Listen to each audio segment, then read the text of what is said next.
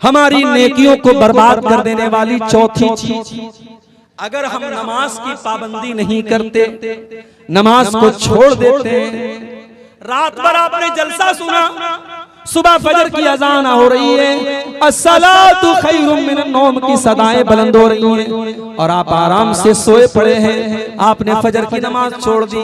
याद रखो मेरे भाई, नमाज का छोड़ना भी ये बहुत बड़ा गुनाह है और इससे भी हमारी नेकियां बर्बाद हो जाएंगी। अल्लाह के नबी फरमाते हैं, अव्वलु मा युहासबु बिहिल अब्दु यौमल क़ियामति सलातु, क़यामत के दिन बंदे से पहला हिसाब उसकी नमाज के बारे में किया जाएगा। फ़इन सलुहत, अगर नमाज का मामला सही है, अगर नमाज सही है तो सारा अमल सही है, और अगर नमाज का मामला गड़बड़ है तो सारा मामला गड़बड़ है। और एक और हदीस में अल्लाह के नबी ने फरमाया, मन तरका सलातल अस्री फ़क़द हबिता अमलुहु, जिसने असर की नमाज जानबूझ करके छोड़ दी उसका अमल बर्बाद हो जाएगा। जब एक टाइम की नमाज जानबूझ करके छोड़ने वाले का अमल बर्बाद हो जाएगा। हमारे कितने भाई ऐसे हैं जो एक टाइम की भी नमाज नहीं पढ़ते, जिनकी जिंदगी में नमाज के लिए कोई मकाम नहीं है। मेरे भाइयों, सोचो उनका क्या। शेख अब्दुल अजीज इब्न बाज से पूछा गया, बीवी नमाज पढ़ती है, शौहर नमाज नहीं पढ़ता। बीवी नमाज पढ़ती है, शौहर नमाज नहीं पढ़ता, एक टाइम की नमाज नहीं पढ़ता, शौहर क्या होगा। शेख इब्न बाज का फतवा मौजूद है, जाइए इंटरनेट पर आप भी देख लीजिए। शेख इब्न बाज कहते हैं, अगर बीवी नमाजी है और शौहर बेनमाजी है तो निकाह खत्म कर दिया जाएगा, निकाह खत्म कर दिया जाएगा और उस मुसलमान औरत को उस बेनमाजी के साथ नहीं रखा जाएगा, क्योंकि नमाज न पढ़ने वाला काफिर है, नमाज को जानबूझ करके छोड़ने वाला काफिर है। ये सऊदी अरब के बहुत बड़े मुफ्ती का फतवा है। चलो ठीक है, हम इतनी सख्त बात नहीं कहते, हम कहते हैं नमाज छोड़ने वाला काफिर नहीं है अगर वो नमाज को फर्ज मानता है, नमाज को जरूरी मानता है। अगर लापरवाही की वजह से वो नमाज नहीं पढ़ता है, काफिर तो नहीं है, मगर मेरे भाइयों गुनहगार तो है और बहुत बड़ा गुनहगार है। और आज अफसोस की बात यह है, हम दावा ये करते हैं कि हम नबी के चाहने वाले हैं, हम नबी से मोहब्बत करने वाले हैं, नबी के लिए जान दे देंगे। अरे तुम क्या नबी के लिए जान दोगे, तुम क्या नबी से मोहब्बत करोगे। तुम्हें नबी से मोहब्बत होती तो तुम नमाज न छोड़ते। मेरे नबी को नमाज से बहुत प्यार था। अल्लाह के नबी कहा करते थे, जुइलत कुर्रतु ऐनी फिस सलाह, नमाज मेरी आंखों की ठंडक है, मेरी नमाज मेरी आंखों की ठंडक है। और अपनी वफात के पहले, अपने इंतकाल के पहले अल्लाह के नबी दुनिया से ये कहकर गए, अस्सलाता अस्सलाता व मा मलकत ईमानुकुम, ओ लोगों नमाज की पाबंदी करते रहना, नमाज का ख्याल करते रहना, नमाज जानबूझ करके कभी मत छोड़ना। तो नमाज छोड़ने वाला भी बहुत बड़ा गुनहगार है और वो अपनी नेकियों को खतरे में डाल रहा है। इस बात का डर है कि उसकी नेकियां बर्बाद हो। और आगे 11 चीजें मैं बयान करके बात खत्म कर दूंगा। अभी 4 चीजें। नंबर 5 हमारी नेकियों को बर्बाद कर देने वाली 5वीं चीज, हुकूकुल इबाद में कोताही। अगर आपने किसी का हक मारा होगा, किसी की जमीन पर नाजायज कब्जा किया होगा, किसी का माल नाजायज तरीके से हड़प लिया होगा, अल्लाह के नबी फरमाते हैं कि मेरी उम्मत में सबसे गरीब आदमी, सबसे फकीर आदमी, सबसे मुफलिस आदमी वो होगा जो कयामत के दिन नमाज लेकर के आएगा, रोजा लेकर के आएगा, ज़कात लेकर के आएगा, हज लेकर के आएगा, बहुत सारी नेकियां लेकर के आएगा। वयाती कद शतम हाज़ा व क़ज़फ़ हाज़ा वो अकल माला हाज़ा, लेकिन किसी को गाली दी होगी, किसी का हक मारा होगा, किसी का माल हड़पा होगा, किसी की जमीन पर कब्जा किया होगा, उसकी सारी नेकियां उसके उन तमाम हकदारों को दे दी जाएगी जिनका उसने हक मारा था।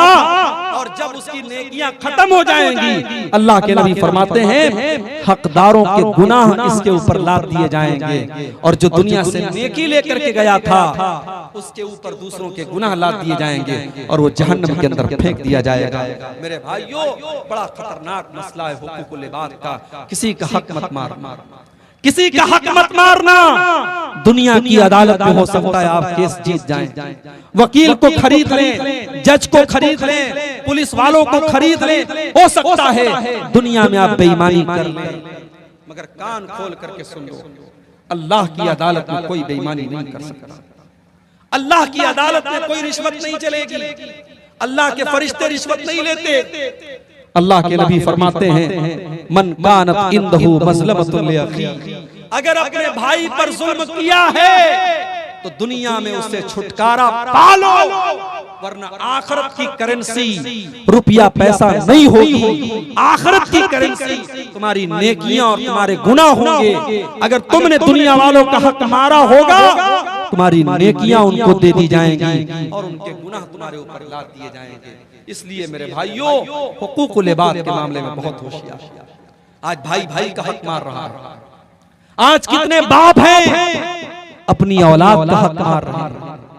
कितने बाप है अपनी बेटियों को, कितने भाई हैं अपनी बहनों को जायदाद में, वरासत में महरूम कर देते हैं। सारी जायदाद बेटों के नाम लिख देते हैं ताकि बेटी वारिस ना हो जाए।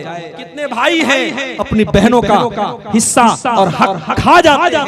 मेरे भाइयों, याद रखो, हुकूकुल इबाद का मामला बहुत खतरनाक है। अगर आपने किसी का हक मारा होगा, कल क़यामत के दिन आपको जवाब देना पड़ेगा और आपकी नेकियां बर्बाद हो जाएंगी और आपके जिम्मे उस इंसान के गुनाह डाल देंगे। 5 चीजें हो गई। नंबर 6, शराब पीना, ये भी बहुत बड़ा गुनाह है। शराब पीने वाले की नमाज भी कबूल नहीं होती है। अल्लाह के नबी फरमाते हैं, मन शरिबल खमरा ला तुक़बलु लहू सलातु 40 सबाहा, जो शराब पीता है उसकी 40 दिन की नमाज कबूल नहीं होगी। शराब पीने वाले की 40 दिन तक की नमाज कबूल नहीं होगी जब तक वो अल्लाह ताला से सच्ची तौबा न कर ले। उसकी 40 दिन तक की नमाज कबूल नहीं। इतना बड़ा गुनाह है शराब पीना। आज मुसलमान बड़े शौक से शराब पी रहा है। शराब के अड्डों पे चले जाओ, आपको मुसलमान ज्यादा नजर आ जाएंगे। मेरे भाइयों, शराब से बचो, नशे से बचो। ये नशा आपकी नमाजों के लिए, आपकी इबादत के लिए बहुत घातक है। शराबी की 40 दिन तक की नमाज कबूल नहीं। और जब इंसान शराब पीता है, जब नशे की हालत में होता है, वो अपनी माँ को माँ नहीं समझता, अपनी बहन को बहन नहीं समझता। वो अपनी माँ के साथ क्या कर दे, बहन के साथ क्या कर दे, कोई गारंटी नहीं है। इसीलिए हजरत उस्मान गनी कहते हैं कि अल खम्रु उम्मुल खबाइस, शराब तमाम गंदगियों की जड़ है, तमाम बुराइयों की माँ है।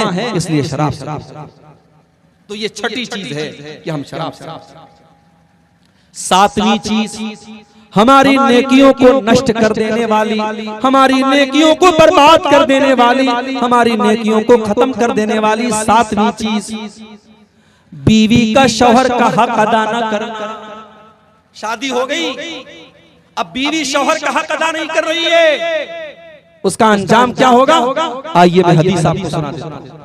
अल्लाह के नबी फरमाते हैं, सलासतुन ला यक़बलुल्लाहु सलातहुम, 3 लोग ऐसे हैं जिनकी नमाज अल्लाह ताला कबूल नहीं करता है। उनकी नमाज उनके सर के ऊपर नहीं जाती है, अल्लाह ताला के उनकी नमाज नहीं जाती है, उनकी नमाज नीचे ही रह जाती है, आसमान पर नहीं जाती है। 3 ऐसे बदनसीब लोग हैं। नंबर 1, रजुलुन अम्मल कौम व हुम लहू कारिहून, एक वो इंसान जो नमाज पढ़ा रहा है जबकि लोग उसको इमाम बनाना नहीं चाहते, लोग उसकी इमामत को पसंद नहीं करते, जबरदस्ती इमाम बना हुआ है। बहुत सारी जगहों पर ऐसा लोग नापसंद करते हैं उसकी किसी हरकत की वजह से, लेकिन वो जबरदस्ती 5 टाइम की नमाज पढ़ा रहा है, जबरदस्ती इमाम बना हुआ है। अल्लाह के नबी फरमाते हैं, जो जबरदस्ती लोगों का इमाम बन जाए, कयामत के दिन उसकी नमाज अल्लाह के कबूल नहीं। नंबर 2, वरजुलुन सल्ला अला जनाज़तिन वलम युमर, जो किसी की जनाजे की नमाज पढ़ा दे जबकि उससे कहा नहीं गया था, किसी और से कहा गया था, ये जबरदस्ती आगे बढ़कर के जनाजा पढ़ा रहा है। जनाजे की नमाज बगैर इजाजत पढ़ाने वाला, उसके लिए भी अल्लाह के नबी फरमाते हैं उसकी नमाज अल्लाह ताला के कबूल नहीं। और नंबर 3,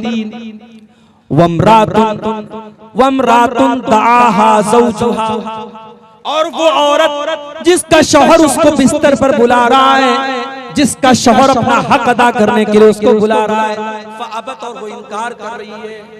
ये बहुत बड़ी बात। बीवी का हक है कि वो शौहर की बात माने और शौहर का हक है कि वो बीवी का हक अदा करे। अगर बीवी शौहर का हक अदा नहीं करती है, नमाज पढ़ती रहे, रोजा रखती रहे, हज करती रहे, अल्लाह ताला के यहाँ वो जन्नती नहीं बन सकती जब तक वो शौहर का हक अदा करे। इसीलिए जब एक औरत अल्लाह के नबी के पास आती है, अल्लाह के नबी पूछते हैं अज़ाती ज़ौजिन अंती, क्या तुम शादीशुदा हो? हाँ अल्लाह के नबी मैं शादीशुदा हूँ। आपने फरमाया कि तुम अपने शौहर के साथ कैसा सलूक करती हो? कहती है अल्लाह के नबी मैं अपने शौहर के साथ बहुत अच्छा सलूक करती हूँ, मैं खुश रखती हूँ उसको। आपने फरमाया कान खोल करके सुन लो, इन्नमा हुआ जन्नतुकी व नारुकी, तुम्हारा शौहर तुम्हारी जन्नत है और तुम्हारा शौहर तुम्हारी जहन्नम भी है। तुम उसे खुश रखोगी, उसकी खिदमत करोगी, उसकी इताअत करोगी तो जन्नत में जाओगी, और शौहर का हक अदा नहीं करोगी, शौहर को नाराज करोगी, शौहर की फरमाबरदारी नहीं करोगी तो वही शौहर तुम्हारे लिए जहन्नम बन जाएगा।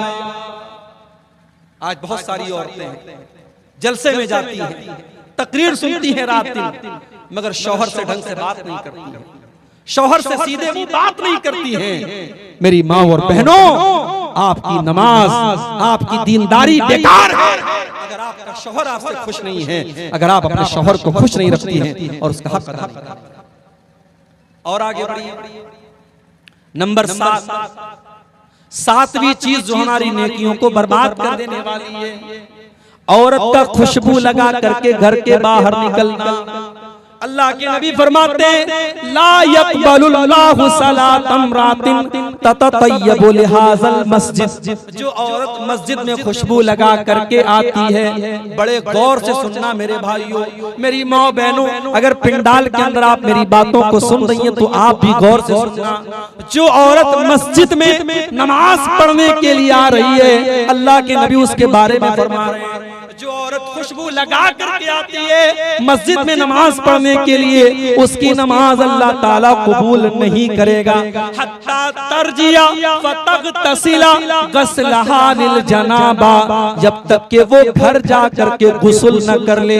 कौन सा गुस्ल? जो गुस्ले जनाबत होता है, जब औरत नापाक हो जाती है, नापाक होने के बाद जो वो गुस्ल करती है, सर से पैर तक नहाती है, जब तक वो गुस्ल नहीं कर ले खुशबू लगाने वाली औरत, तब तक उसकी नमाज अल्लाह ताला कबूल नहीं करेगा। जब नमाज के लिए आने वाली औरत खुशबू नहीं लगा तो जलसे के लिए आने वाली औरत खुशबू कैसे करेगी? अकीका और शादी की दावत में जाने वाली औरत दुनिया भर के परफ्यूम और खुशबू लगा करके क्यों जा रही है? अगर नमाज के लिए आना हराम है मेरे भाइयों, तो जलसे में भी खुशबू लगा करके आना हराम है। मुझे अफसोस होता है आपके इलाके में, मुझे लोगों ने बताया कि कहीं पर जलसा हुआ था, बहुत बड़ा जलसा हुआ था, लाखों का खर्च हुआ था, मगर जलसे में मानुस छिलोना, मानुस छिलोना आदमी नहीं थे। मैंने पूछा क्यों नहीं थे? बोले औरतें नहीं आई थी, औरतों का इंतजाम नहीं था तो मर्द हजरात नहीं आए। पता ये लगा कि जलसे में मर्दों की और नौजवानों की एक बड़ी तादाद इसलिए आ रही है क्योंकि औरतों का जमघट होता है।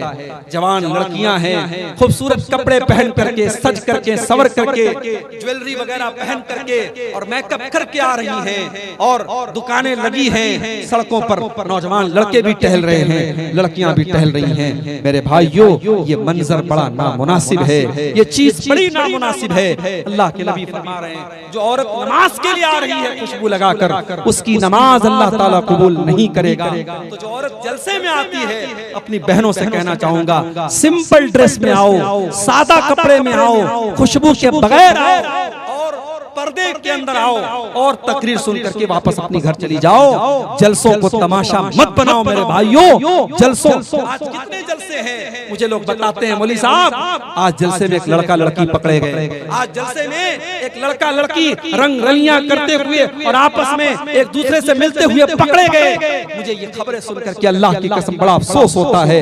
ये जलसा है मेरे भाई, ये दीन का प्रोग्राम है, और आज आपके सीमांचल में इन जलसों की क्या शक्ल बना दी गई। हमें इस पर भी गौर करना चाहिए, हमें अपने जलसों की भी इस्लाह करनी चाहिए। हम अपने घर की औरतों को अगर जलसे में लाते हैं तो सख्ती करके लाएं। जलसे में जाना है, मगर सिंपल तरीके से जाना है। अपनी जवान लड़कियों को आप ताकीद कर दें, देखो हमें सादा तरीके से जाना है, सज करके समर करके मेकअप करके खुशबू लगा करके नहीं जाना है। जब मस्जिद में नमाज पढ़ने के लिए जाना हराम है, तो जलसे में भी सज समर करके आना किसी औरत के लिए जायज नहीं है। और आगे तो खुशबू लगा कर जो औरत आती है उसका मामला भी आपने सुन लिया। इसी तरीके से मेरे भाइयों, नेकियों को बर्बाद कर देने वाली एक और चीज, और वो चीज ये है कि इंसान अकेले में, तन्हाई में, जहां कोई देखने वाला ना, वहां वो गुनाह का काम करे, वो नाजायज काम करे, वो हराम काम करे। अकेले और तन्हाई में किए जाने वाले गुनाह भी इंसान की नेकियों को बर्बाद कर देते हैं। और मैं जो हदीस सुनाने जा रहा हूं, आप उस हदीस को बड़े गौर से सुनिएगा। और आपके हाथों में मोबाइल है, आप सबके हाथों में मोबाइल है, मैं जानता हूं। आज 3 साल के बच्चे से लेकर 70 साल के बूढ़े के हाथ में मोबाइल और स्मार्टफोन है। मोबाइल चलाने वाला इस हदीस को गौर से, मोबाइल चलाने वाली हमारी नौजवान बहनें, हमारी कौम की लड़कियां भी इस हदीस को गौर से सुने, हमारे नौजवान भाई भी सुने। हदीस के रावी कौन है? हजरत सौबान रज़ी अल्लाह ताला अन्हु। हजरत सौबान कहते हैं, अल्लाह के नबी ने फरमाया, लअलमन्ना क़वामम मिन उम्मती यातूना यौमल क़ियामा, मैं अपनी उम्मत के कुछ ऐसे लोगों को जानता हूँ जो क़यामत के दिन आएंगे, पहाड़ों के बराबर नेकियां लेकर के आएंगे, पहाड़ों के बराबर नेकियां लेकर के आएंगे। फयजअलुहल्लाहु अज़्ज़ा व जल्ला हबाअम मंसूरा, लेकिन अल्लाह ताला उनकी नेकियों को बर्बाद कर देगा। उनकी नेकियों को अल्लाह ताला क्या कोई गिनती नहीं होगी। सहाबा ने पूछा, आय अल्लाह के नबी, वो कौन से बदनसीब लोग होंगे जो पहाड़ों के बराबर नेकियां लेकर के आएंगे मगर उनकी नेकियां बर्बाद हो जाएंगी? आपने फरमाया, ओ लोगों, वो तुम्हारे भाई होंगे, वो तुम्हारे ही जैसे लोग होंगे, बस एक बात की कमी होगी, वो नमाज भी पढ़ेंगे, वो रातों को इबादत भी करेंगे, वलाकिन्नहुम इज़ा खलू बिमहारिमिल्लाहि इंतहकूहा, बस एक बात की कमी होगी, बस एक बात की कमी होगी, जब वो अकेले में होंगे, जब वो तन्हाई में होंगे, वो अपने माँ बाप, वो हराम काम करेंगे, वो नाजायज काम करेंगे, वो अल्लाह को नाराज करने वाले काम करेंगे, वो पब्लिक के सामने तो नहीं करेंगे, वो माँ बाप के सामने तो नहीं करेंगे, लेकिन जब बंद कमरा होगा, बेडरूम में अकेले सो रहे हैं और हाथ में मोबाइल की स्क्रीन है, अब मोबाइल के ऊपर वो क्या देख रहे हैं ये वो जानते हैं, मोबाइल जानता है और अल्लाह जानता है। वलाकिन्नहुम इज़ा खलू बिमहारिमिल्लाहि इंतहकूहा, उनकी तन्हाई गुनाहों से भरी हुई। कितने उलमा हैं, कितने कुरान के हाफिज हैं, कितने हाजी हैं, कितने 70 साल के बूढ़े हैं जो आज मोबाइल पर गंदी चीजें देख रहे हैं। मेरे भाई, आज मोबाइल ने हमारी नेकियों को डिस्ट्रॉय कर दिया, हमारी नेकियों को बर्बाद कर दिया। और एक बात कान खोल करके सुनो, हो सकता है हम मोबाइल से सारा डाटा क्लियर कर, हो सकता है हमारे ये चैनल वाले, हमें एक भाई ने बताया कि आपने थोड़ी सी सख्ती की है तो कुछ चैनल वालों ने अपने चैनल का नाम बदल दिया है ताकि आप पकड़ ना सके। गंदे थंबनेल तो नहीं हटे, नाम बदल दिया गया। आज हो सकता है ये 420 करके हम दुनिया वालों की नजरों में सुर्खरू हो सकता है हम अपने क्रोम के ब्राउजर की हिस्ट्री डिलीट कर दें, हो सकता है व्हाट्सएप की चैटिंग डिलीट कर दें, हो सकता है हम फेसबुक के मैसेंजर की चैटिंग डिलीट कर दें, मगर किरामन कातिबीन, अल्लाह के फरिश्ते जो रिकॉर्ड कर रहे हैं मेरे भाई, उस रिकॉर्डिंग को आप कहां से हटाएं? व इन्ना अलैकुम लहाफिज़ीन किरामन कातिबीन यालमून मा तफ़अलून, हमारे किरामन कातिबीन, हमारे फरिश्ते तुम्हारी एक एक एक्टिविटी को रिकॉर्ड कर रहे हैं, एक एक हरकत को नोट कर रहे हैं। फरिश्तों का लिखा कैसे मिटाओगे मेरे भाई? फरिश्ते तो एक एक हरकत को लिखते। इसलिए खबरदार हो जाओ और अपनी तन्हाई को गुनाहों से बचा लो। तन्हाई में किए जाने वाले गुनाह हमारी नेकियों को खा जाएंगे। इसी तरीके से एक और चीज है जो हमारी नेकियों को बर्बाद कर देती है, और वो क्या है? रिश्तेदार से रिश्ता काटना। रिश्तेदार से रिश्ता काटने वाले की नेकियां भी बर्बाद हो जाएंगी। अल्लाह के नबी फरमाते हैं, ला यदखुलुल जन्नत कातिउ रहमिन, रिश्ता काटने वाला जन्नत में नहीं जाएगा। भाई भाई से रिश्ता काट के बैठा है, चाचा भतीजे से रिश्ता काट के बैठा है, भाई बहन से रिश्ता काट के बैठा है, बाप बेटे से रिश्ता काट के बैठा है। कान खोल करके सुन लो मेरे भाई, रिश्ता काटने वाला जन्नत में नहीं जाएगा। इसलिए अगर आपने किसी से रिश्ता काटा है तो जाओ सुलह कर लो, सफाई कर लो, माफी मांग लो। इससे पहले कि माफी मांगने का टाइम खत्म हो जाए मेरे भाइयों, जाकर के माफी मांगो। और आपको एक बात बताऊं, अल्लाह के नबी फरमाते हैं, सही मुस्लिम की रिवायत, हर सोमवार के दिन और हर जुमेरात के दिन, हर मंडे को और हर थर्सडे को, हर सोमवार और हर बृहस्पतिवार, गुरुवार, हफ्ते के 2 दिन जन्नत के दरवाजे खोल दिए जाते हैं। अल्लाह के नबी फरमा रहे, सोमवार के दिन, जुमेरात के दिन जन्नत के दरवाजे खोल दिए जाते हैं और हर उस इंसान की बख्शिश कर दी जाती है, हर उस इंसान को माफ कर दिया जाता है जो अल्लाह के साथ शिर्क न करता हो। जो शिर्क न करता हो उसको माफ कर दिया जाता है, सिवाय 2 लोगों, सिवाय 2 लोगों के। अगर आपके गांव में ऐसे कोई 2 लोग हों तो सुन ले, वो अल्लाह के नबी ने फरमाया 2 लोगों की बख्शिश नहीं होती। कौन? जिनके दरमियान आपस में कीना कपट, जिनके दरमियान आपस में दुश्मनी हो, कीना हो, उनकी बख्शिश नहीं होती है। न सोमवार के दिन होती है, न जुमेरात के दिन होती है। अल्लाह फरिश्तों से कहता है, अनज़िरू हाज़ैनि हत्ता यस्तलिहा, अनज़िरू हाज़ैनि हत्ता यस्तलिहा, ऐ मेरे फरिश्तों इनके ऊपर नजर रखो। अगर ये सुलह कर लें, अगर ये मेल मिलाप कर लें, तब तो इनको जन्नत में डालना है, तब तो इनकी बख्शिश करना है। और अगर ये आपस में झगड़ा रखेंगे, अगर आपस में ये लड़ते रहेंगे, तो फिर इनकी बख्शिश नहीं होगी। मेरे भाइयों, आपस में कीनों को खत्म कर दो, दुश्मनियों को खत्म कर दो। जरूरी नहीं है कि जब आप सही हो तभी खत्म कर दें, जब आप गलत हो तभी खत्म कर दें। नहीं, आप सही है, सामने वाला गलत है, आपको पता है वो गलत है, मगर झगड़ा खत्म करने के लिए अगर आप केस को खत्म कर दें, झगड़े को खत्म कर दें और मामले को खत्म कर दें, अल्लाह के नबी फरमाते हैं, मैं गारंटी लेता हूँ जन्नत के बीचों बीच एक मकान की उस इंसान के लिए जो हक पर रहने के बाद भी झगड़ा छोड़ दे। तो मेरे भाइयों, ये चंद चीजें थी जो मैंने आपके सामने बयान किया। ये वो गुनाह हैं कि अगर हम इनसे बचेंगे तो इंशाअल्लाह हमारी नेकियां सेफ रहेंगी, और अगर हम इन गुनाहों से नहीं बचे तो हमारी नेकियां डिस्ट्रॉय हो जाएंगी, हमारी नेकियां बर्बाद हो जाएंगी। ये चंद सवालात आए हैं, इनको देख लेते हैं। एक सवाल आया है कि एक ही गुनाह बार बार कर रहे हैं, गुनाह के बाद शर्मिंदा होते हैं, लेकिन फिर भी वो गुनाह हो जाते हैं, उसका सॉल्यूशन क्या, उसका तरीका क्या? देखिए, गुनाह अगर आप कर रहे हैं और आपको ये एहसास है कि आप गुनाह कर रहे हैं, बहुत गौर से सुनिएगा, अगर गुनाह के बाद ये एहसास है कि हम गुनाह कर रहे हैं, ये एहसास भी बहुत बड़ी नेमत है मेरे भाई, ये एहसास भी बहुत बड़ी नेमत है। अगर गुनाह के बाद इंसान को शर्मिंदगी हो रही है कि मैं गुनाह कर रहा हूं, ये बहुत बड़ी, इसका मतलब कि इंसान अभी सही रास्ते पर है, अभी ट्रैक पर है, अभी वापस आ सकता है। तो जब भी आपको ये एहसास हो, आप तौबा करें। अब जब आप तौबा करेंगे तो तौबा के अंदर 3 चीजें होना जरूरी है। तौबा का मतलब क्या होता है? आप गाड़ी चला रहे हैं, गाड़ी को मोड़ लेना, गाड़ी को यू टर्न ले लेना, यही तौबा है। तौबा का मतलब क्या है? आप गलत रास्ते पे जा रहे थे, अब आप सीधे रास्ते पे चले आए, वापस चले, अपने रास्ते पे वापस चले। तो तौबा के अंदर 3 शर्तें। पहली शर्त, इंसान को अपने गलत काम पर शर्म आए, शर्मिंदगी हो। दूसरी शर्त, उस गुनाह को फौरन छोड़ दे।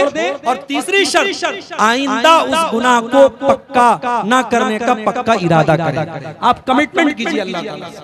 जब आप तौबा कीजिए ना तो कमिटमेंट कीजिए। ऐसे हमारे बहुत सारे नौजवान लड़के होते हैं, वो मास्टरबेशन अपने हाथों से ज़िना करते हैं, अपने हाथों से ज़िना करते हैं, और एक बड़ी तादाद में हमारे नौजवान लड़के इस गंदगी में मुब्तला हैं। और डॉक्टरों की बात तो मैं नहीं जानता, लेकिन हकीमों का कहना है कि ये नौजवान लड़कों की शादीशुदा जिंदगी के लिए ये चीज बड़ी खतरनाक है। जो लड़के इस बीमारी में मुब्तला होते हैं, आगे जब शादी होती है उनकी शादीशुदा जिंदगी बर्बाद हो जाती है। तो अगर कोई नौजवान हमारा भाई इस गंदगी में पड़ा हुआ है, मैं बड़े दर्द के साथ उससे कहता हूं, तुम रात में उठो और वजू करके तहज्जुद की नमाज पढ़ो, और तहज्जुद की नमाज पढ़ के अल्लाह की बारगाह में गिड़गिड़ा के दुआ करो कि अल्लाह ये गंदी आदत तू मुझे छुड़ा। और अगर ये गंदी आदत आपको मोबाइल की वजह से हो रही है, आप कसम खा लीजिए कि मैं रात में इशा के बाद मोबाइल नहीं चलाऊंगा। आप कसम खा लीजिए कि मैं रात में इंटरनेट इस्तेमाल नहीं करूंगा। जब तक आप ऐसा कोई कमिटमेंट नहीं करेंगे, आप बुराई पर कंट्रोल नहीं पा सकते। शैतान हमारी खून की रगों के साथ दौड़ रहा है, शैतान हम सब के साथ लगा हुआ है मेरे भाइयों, इसलिए हमें अपने आप को मजबूत बनना पड़ेगा। एक सवाल ये आया है कि मिंबर जो है वो पत्थर का होना चाहिए या लकड़ी का।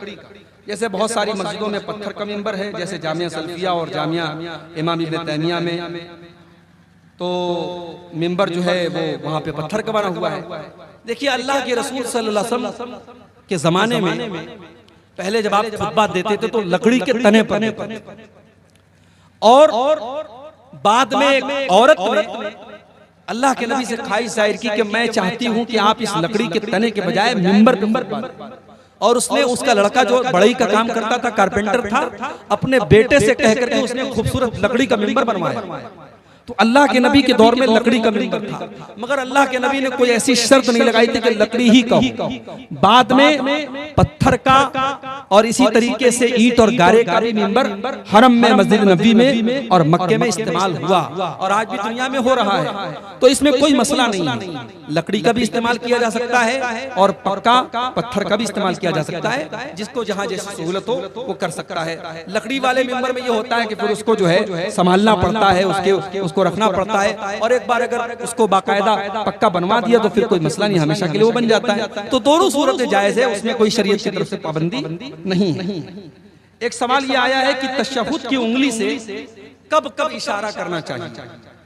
आपकी एक वीडियो में देखा हूं कि आप कह रहे हैं कि तशहुद में जब जब दुआ आए तब तब इशारा करना। बिल्कुल सही आपने सुना है, मैंने वीडियो में ये बात कही और आज फिर कह रहा हूं कि हदीस में ये आता है कि अल्लाह के नबी तशहुद में अपनी उस उंगली से इशारा करते थे, अपनी इस उंगली से इशारा करते थे। अब इशारा जो है, इशारा का मतलब उंगली उठाना। अब उंगली आपको जो उठाना है, तो ये उठाने का सिलसिला अत्तहियात से लेकर के सलाम फेरने तक रहेगा, ये पूरे तशहुद में। और हदीस में दूसरा लफ्ज आता है युहर्रिकुहा, अल्लाह के नबी इस उंगली को हरकत देते थे। कब हरकत देते थे? यदऊ बिहा, जब आप दुआ करते थे। अब मिसाल के तौर पर आप पढ़ते हैं अत्तहियातु लिल्लाहि वस्सलावातु वत्तय्यिबात, अब ये अल्लाह की तारीफ है, ये दुआ नहीं है। उसके बाद कहते हैं अस्सलामु अलैका अय्युहन नबी, ये दुआ है, आप नबी पर सलाम पढ़ रहे हैं, दुआ है। अब यहाँ पे आप हरकत देंगे वस्सलामु अलैना व अला इबादिल्लाहिस सालिहीन, अब ये भी दुआ है, यहाँ पे आप हल्की हल्की हरकत देंगे। उसके बाद अशहदु अल्ला इलाहा इल्लल्लाहु व अशहदु अन्ना मुहम्मदन अब्दुहु व रसूलुहु, ये दुआ नहीं है, इस पर आप उंगली को ऐसे फिक्स रखें। उसके बाद आप दरूद शरीफ पढ़ते अल्लाहुम्मा सल्ली अला मुहम्मद व अला आलि मुहम्मद, अब ये दुआ है, पूरा दरूद शरीफ दुआ है। अब पूरे दरूद शरीफ के दौरान हल्की हल्की हरकत देंगे। उसके बाद आप दुआ पढ़ते अल्लाहुम्मा इन्नी ज़लमतु नफ्सी ज़ुल्मन अल्लाहुम्मा इन्नी ज़लमतु नफ्सी ज़ुल्मन फ़ग़फ़िर ज़ुनूबा ला यग़फ़िरु ज़ुनूबा इल्ला अंता। अब ये पूरी दुआ है, अल्लाहुम्मा इन्नी ज़लमतु नफ्सी ज़ुल्मन, ये पूरी दुआ है। इस दुआ के दौरान आप हल्की हल्की हरकत करें। अल्लाहुम्मा इन्नी अऊज़ु बिका मिन अज़ाबि जहन्नम व अऊज़ु बिका मिन अज़ाबिल क़ब्र व अऊज़ु बिका मिन फ़ितनतिल मसीह दज्जाल। अब ये पूरी दुआ है, तो जहां दुआ है वहां आप उंगली को हरकत देंगे। हदीस की रोशनी में यही सही मालूम होता है, और शेख इब्न उसैमीन वगैरह का यही फतवा है। लेकिन ये कोई पाबंदी नहीं है, कोई शर्त नहीं है। अब कोई आम आदमी है, उतना पढ़ा लिखा नहीं है, तो थोड़ा थोड़ा हरकत देता रहे, और जो समझदार है और उसको समझ में आ रहा है कि यहाँ पे दुआ है, यहाँ पे दुआ नहीं है, तो जहाँ पे दुआ है वहाँ पे हरकत दे। ये ऐसा कोई मसला नहीं है जिसको लेकर के बहुत परेशान हुआ जाए। तो बहरहाल हमारा आज का जो मौजू था, गुनाहों, ऐसे गुनाह जो नेकियों को बर्बाद कर देते हैं, हमने ऐसे गुनाहों को देखा है, हमने उस पर पूरी तकरीर सुनी है। हम अल्लाह से दुआ करते रब्बुल आलमीन तो हमें उन गुनाहों से बचने की तौफीक अता फरमा। आज के इस प्रोग्राम, जिन भाइयों ने मेहनत की, कोशिश की और जिस इदारे के लिए आज का ये प्रोग्राम मुनक्किद हुआ, अल्लाह इस इदारे को तरक्की अता फरमाए, अल्लाह इस इदारे से पढ़ने वाले बच्चों को दीन का हाफिज और आलिम बनाए। रब्बुल आलमीन हमारे जमा होने को कबूल फरमाए। रब्बुल आलमीन हमें कहने सुनने से ज्यादा अमल करने की तौफीक अता फरमाए। जिन भाइयों ने मदरसे में दान दिया है और जो अभी दान देने वाले हैं, चंदा देने वाले हैं, अल्लाह उनके माल में बरकत नसीब फरमाए। जाते जाते मेरी आप